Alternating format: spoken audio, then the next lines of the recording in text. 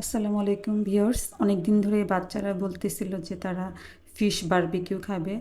তো আমি এখানে রাঁধুনি বারবিকিউ মশলা প্রথমে নিয়ে নিলাম, এরপরে হচ্ছে টমেটো সস, তারপরে নিয়ে নিলাম সয়া সস, এরপরে নিয়ে নিলাম বারবিকিউ সস, এরপরে হচ্ছে মরিচের গুঁড়া, লবণ এবং লেবু কেটে নিয়েছিলাম, লেবু চিপড়িয়ে রস নিয়ে নিলাম। তো এই উপকরণগুলো সব একসাথে আগে চামচ দিয়ে ভালো করে মিশিয়ে নিতে হবে। তো আমি প্রথমে এই উপকরণগুলো চামচ দিয়ে ভালো মতো মিশিয়ে নিলাম। মিশিয়ে নিয়ে তারপরে আমি মাছগুলো ধুয়ে রেখেছিলাম।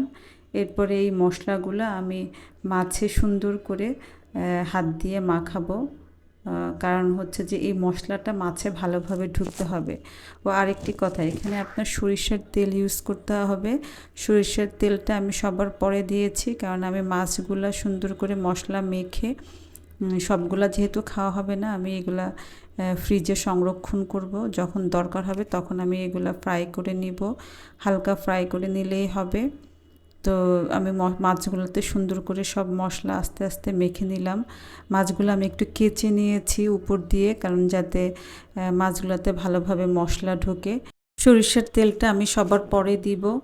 আগে মাছগুলোকে ভালো করে মশলা মাখিয়ে আমি এটাতে একটা বড় বক্সে সংরক্ষণ করব, ডিপে রেখে দিব। যখন দরকার হবে আমি বের করে আমি ভেজে নেব। তো এই পর্যায়ে আমার সব মাছগুলোতে মশলা দেওয়া হয়ে গেছে এবং আমি একটা বক্সে সব মাছগুলো রেখে এবার আমি সরিষার তেল মাছগুলোর উপর দিয়ে দিয়ে আমি সরিষার তেলটা ভালো করে মেখে দিব, যাতে মাছগুলোর ভিতরে সরিষার তেলটা যায়, মাছগুলো আরও সফট হয়ে যায়।